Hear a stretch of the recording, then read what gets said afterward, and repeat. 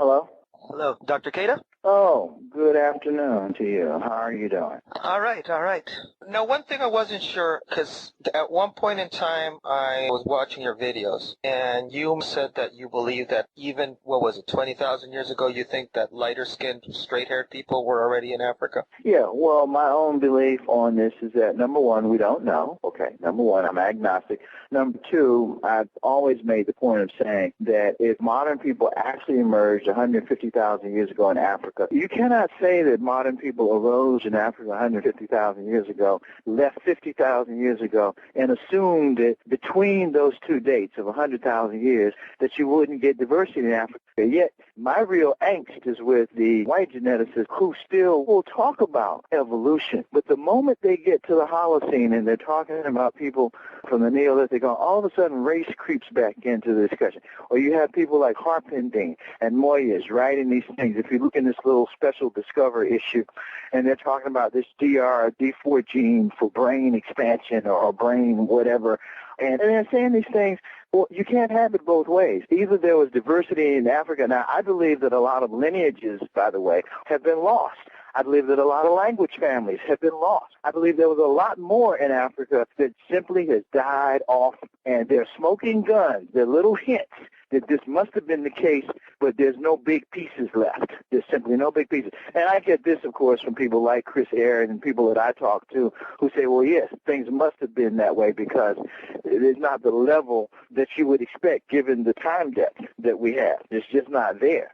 You know what's funny? You're constantly categorized as an Afrocentric. Now, who is calling me this? Because I don't read all of this stuff. Unfortunately, you are one of the most quoted scientists by Afrocentrists.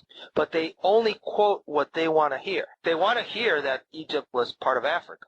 But they don't want to hear, well, and Africa might have a lot of different looks. Right. So they're constantly quoting you on one aspect of what you're saying and completely ignore anything else you say.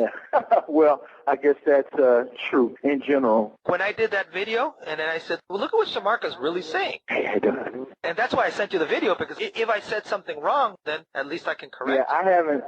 I don't even know what's on the net about me. I really don't keep up. Maybe I should. You did something in England, an interview on the biodiversity of Egypt. Okay. So a lot of Afrocentrics uploaded that into YouTube. And they've got the full presentation, and yet they still, with the full presentation, keep on making these racial claims. Mm-hmm. Well, yeah, it's about language, yeah. So that's the part that frustrates me sometimes when people don't look, they take the snippets that they want to listen to. Like Shomarka proves that Egypt was black. Well, Shomarka doesn't say that anybody's black except himself, and that's for political reasons. It's very interesting. I didn't realize there was that much commentary going on. Oh, big time. You're very recorded. So it's a pleasure talking to you, because I've read your articles, and for me, they've always been self-explanatory. But like I said, you can't ask a question to an article. What did you mean here?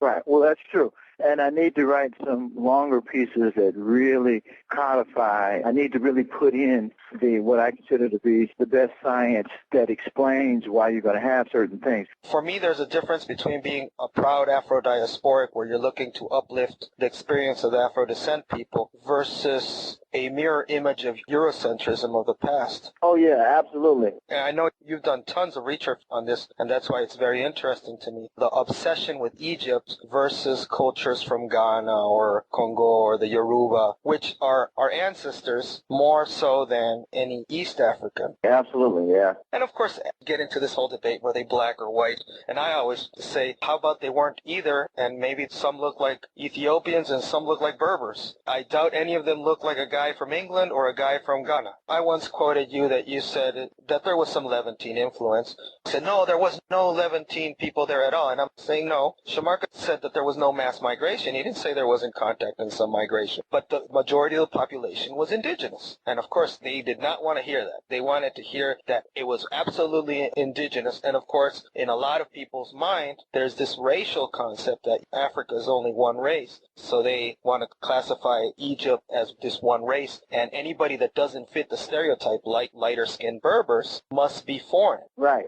Well, yeah, there's another name for that. It's called ignorance. They're not authentically African. Yeah, they're more African than steak and cheese. Sometimes it's innocent, but more often it's a crude, cold, and sorrowful reflection of what Western academia has created. Now, we've talked about how variation has occurred, right? Especially, I mean, if you look at the San in South Africa, they're out in the sun 24/7, but you see the San either in babies or San that live more urban lives where they're not constantly tan, and they're actually pretty light. Oh, yeah, they are. They're yellow. They're very yellow, yeah. And if you put a cap on their head, and some of them, you don't know if you're dealing with somebody from Far East Asia or not. Right. And the thing is that when you look at them and the latitude that they are, and you would do the exact same distance from the equator north, you're dealing with Algeria and Egypt. So if that distance from the equator south could produce light-skinned people, why couldn't that distance from the equator north produce equally light-skinned people indigenously? Well, that's absolutely true, and I believe, now to add a little sophistication to that, because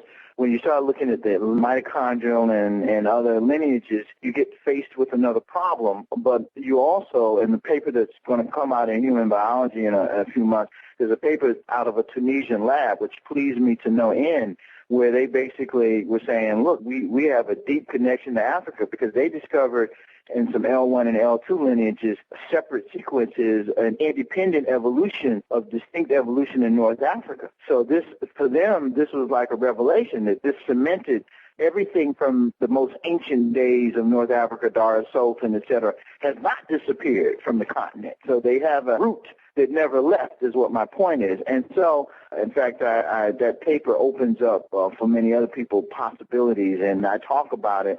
Much of what they say are things that I already said anyway, but the thing is that I wrote an essay basically confirming, let us say, promoting the possibilities of new ways of thinking based on their paper, since they had hard data, and these days I work more with concept because certain types of data aren't going to conform, which is the beauty of evolution. They're not going to fit.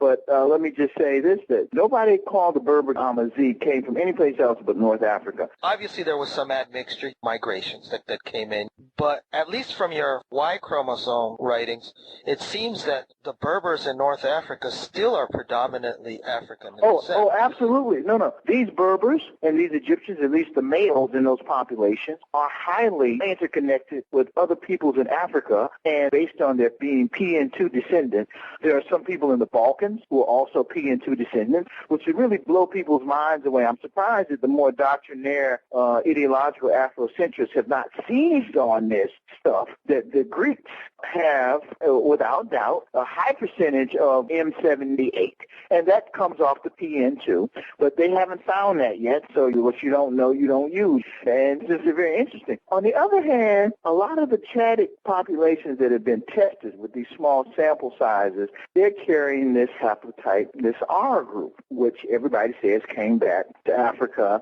And, of course, the racists out there, in my opinion, and this is my opinion, want to say that the R group is the signal of the return of Afro-Asiatic coming to Africa. The thing that argument breaks down is because you've got very little aura in Egypt, you've got very little aura in Somalia, you've got very little aura amongst all of the key Afro-Asiatic populations. You've got it in Chadic, but you don't have it in Berber, and oddly enough, Berber and Chadic may be more closely related than even Berber and Egyptian. It depends on which language you want to follow. But anyway, there's wiggle room to debate. So if you're going to say that the movement of the whole family of the proto-superphylum is related to R, you got a lot of explaining to do on how the R got lost. The M89 lineages, as I prefer to say, got lost in groups like the Somali. You got to explain that. And they can't, and they won't, and nobody will hold them, and this is where I get pissed off, nobody will hold them accountable for that. The other one is the matrilineal versus the patrilineal. Of course, the patrilineal shows much less admixture, supposedly, than the matrilineal. But you're not having populations of Amazon women coming from the Middle East and all of a sudden mixing in with the local populations. Don't think in terms of Middle Eastern as a block. Think in terms of a scenario where you have people with their little critters going back and forth. Well, that's the way I was seeing it. Why do we think of a migration just going one way? Why couldn't it have gone just back and forth? It's the same climate almost. North Africa and the Arabian Peninsula almost has the same south to north variation, and east to west has the same similarities. You were talking about polytopicity. Who's to say the genetics might show that there's some migration from one side to the other or the other way, whatever. But who's to say they didn't look similar to each other already before there was any type of movement? And they probably did. That's the whole point. And that's the point that I would make. I would make that point also about when you use a program like structure. I like the Y chromosome because of its elegance in terms of scaffolding. I would make the argument, think about an M168 populations in Africa, 20,000 strong only, 30,000, 50,000 people, maybe, 50,000 years ago, bearing M168 without any derivatives, no YAP derivative yet, and obviously if you accept the idea that the M89 and the RS4PY originated in Asia, then what you're really saying is that a blank M168 migrated into Palestine, picked up some Neanderthal, because that's the latest craze now. The thing about all of that, to me, is the following. It is simply that background of the so-called Eurasian atom, which is really a misnomer. It's an Afro-Eurasian atom, the M168 asterisk. The ones who stayed in Africa eventually become the YAP in the E groups. And obviously, some of the YAPs migrate out, and you get a blank M168 leaving Africa. The M89 emerges outside. If it really happened that way, or either it emerged in Africa and so rapidly, migrated so rapidly that you don't see a signal in Africa. But the point is that the background of those people carrying the M168 in the rest of the world outside of Africa, I refuse to accept the idea that all of that background that's now viewed as uniquely Eurasian, that a structure program will pick up at the level of autosomes and junk DNA. I refuse to believe that that stuff all emerged in Eurasia when it had been sitting around in Africa for 100,000 years.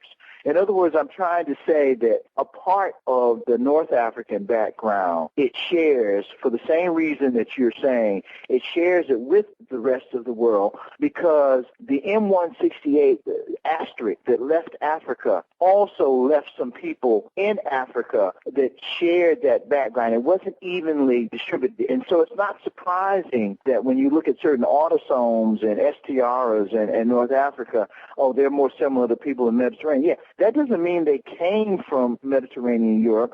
They just have common roots. It's a common root that goes back to the beginning, and at that point it's actually human history. It's not African history, it's human history. And I'm sure that if I look long enough, I'll find somebody that's written that, but they don't write about that and emphasize it. They'll talk about the emergence of modern humans in Africa, and then all of a sudden, once they get to a certain moment in time, they're back to talking in racial terms and typological. Oh, this must be admixed with this. Well, wait a minute, what about common shared ancestry? The one thing that really annoys me, and you see it a lot, is geneticists using terms like Caucasoid and Mongoloid, which is an obsolete anthropometric concept. What the hell is it doing in genetics? Like there was a Caucasoid migration, that there was one of the M series, that they were talking about back migration, and they used the term Caucasoid. And so the thing is, for the lay reader who's trying to educate himself, and they read it, it re-emphasizes these concepts of race. The genetics that they're studying, first of all, are not skin color or nose width genetics in the first place. It's not describing a facial feature. It's not describing any type of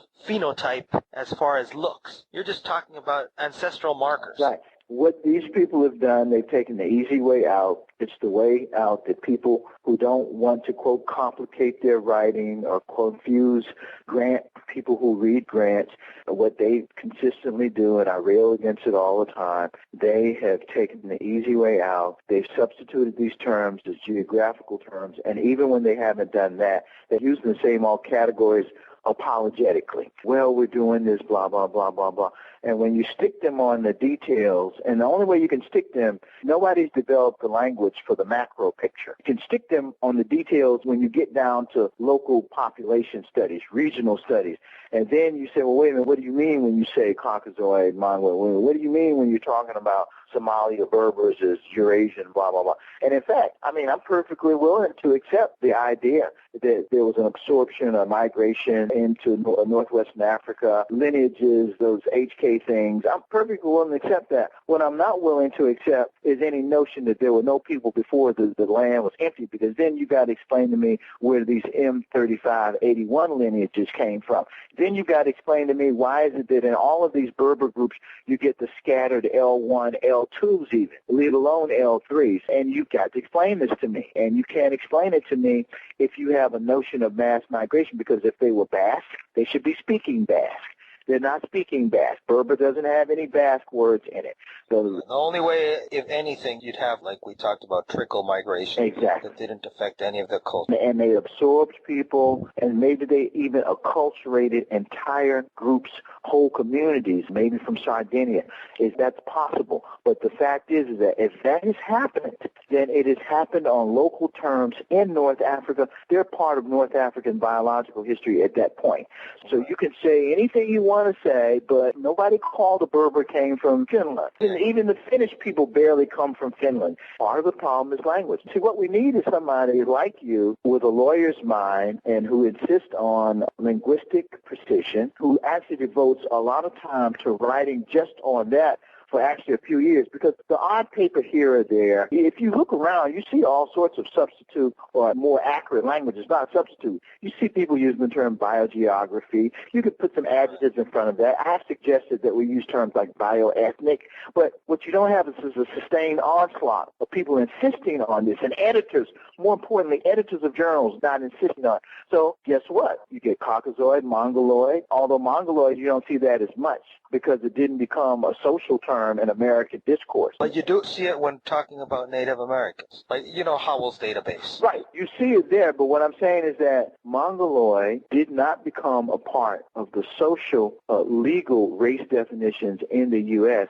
so it's not a part of social discourse. It's in scientific discourse, but it's not a part of social discourse any more than Mediterranean or Nordic or Alpine. But with the advent of the internet and so-called self-education, you get so many people now who will quote science, but they don't check to see its relevancy in the present time, or if it's been overturned, differentiated, explained by later stuff. Sometimes they're doing it because they can't deal with more recent things, actually overturn what they want to say.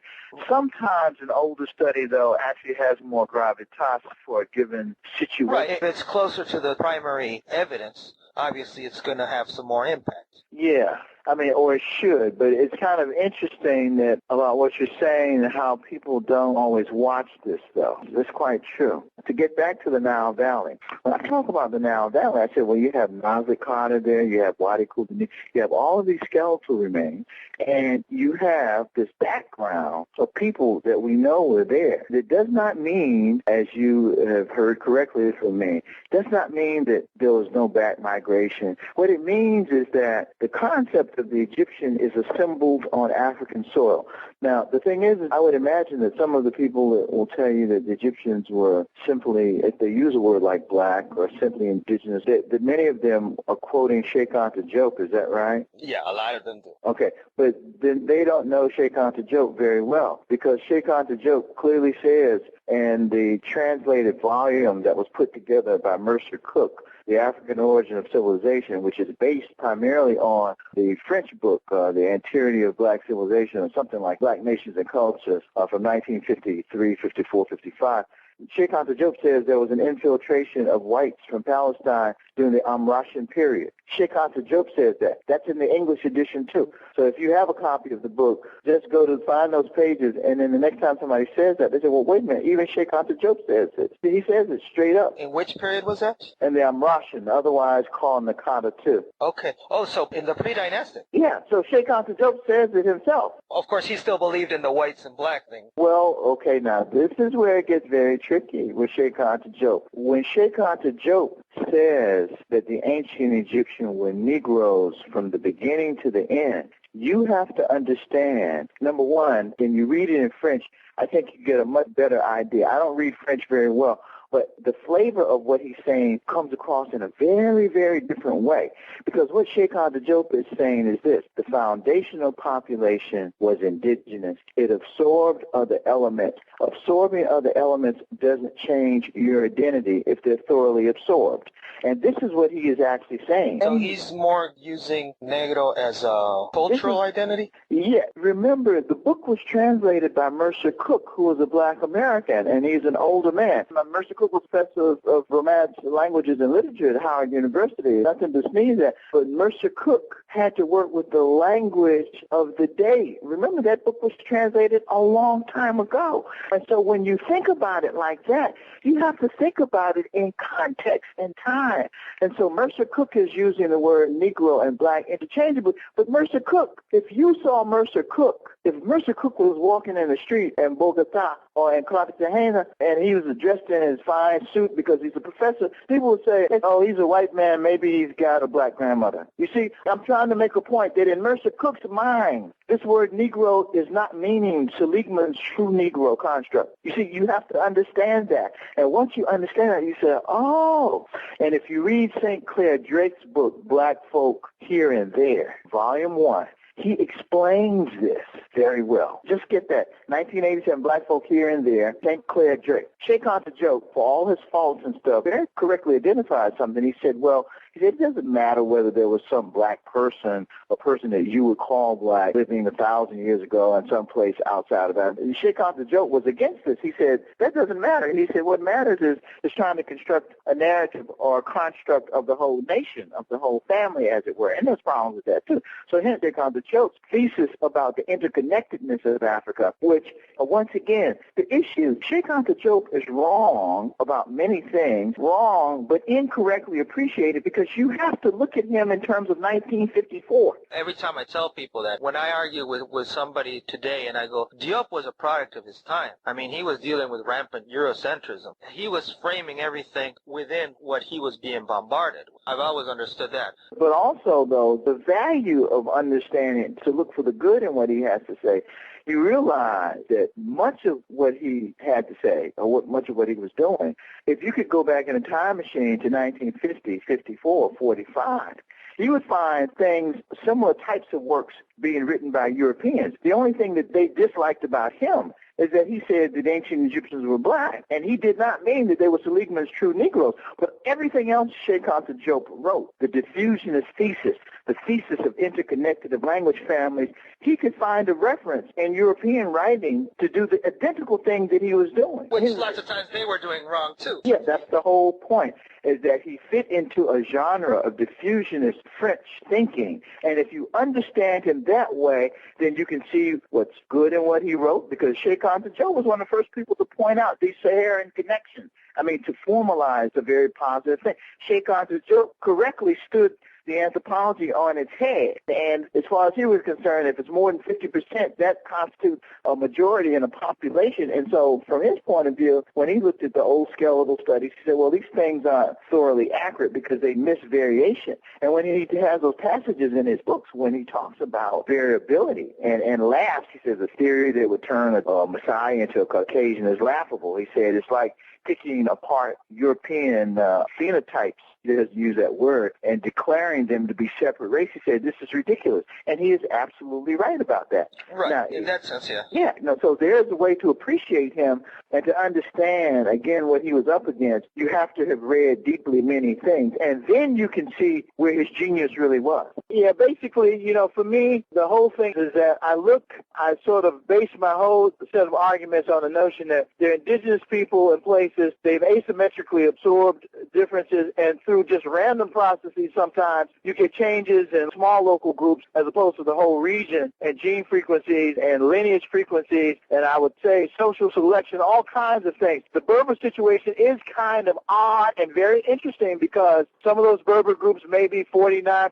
they'll have L2, L3, others will have much less, 6%. And so the question is, under what social historical circumstances would you have all of these M35, 81 African males, and there's no question that they're Africans, irrespective of phenotype. I'm not dealing with phenotype. Under what circumstances would their female populations be replaced? What social dynamic does one have on the ground? If you could imagine being there, participating, under what social circumstances or circumstances of demography, alternate fertility, selection, what circumstances will produce this kind of asymmetry? And I don't know. I mean, it's fascinating. You'd have to model it. I have no idea, because it doesn't make sense to me that you have M3581 African male lineages at a frequency of 90% in some cases, and then the female lineages are so-called Eurasian. Also, by the way, I don't necessarily believe that some of these things they're calling Eurasian necessarily originate in Eurasia. I have this feeling, well, now they're revising down the date, but I don't necessarily believe that the U mitochondrial haplogroup arose outside of Africa. Taroni and some others tell me, at least in email, that the thing may be 65,000 years old. If that's the case, it had to have originated in Africa, even if today you don't find it in the levels and frequencies that you could have had a larger migration out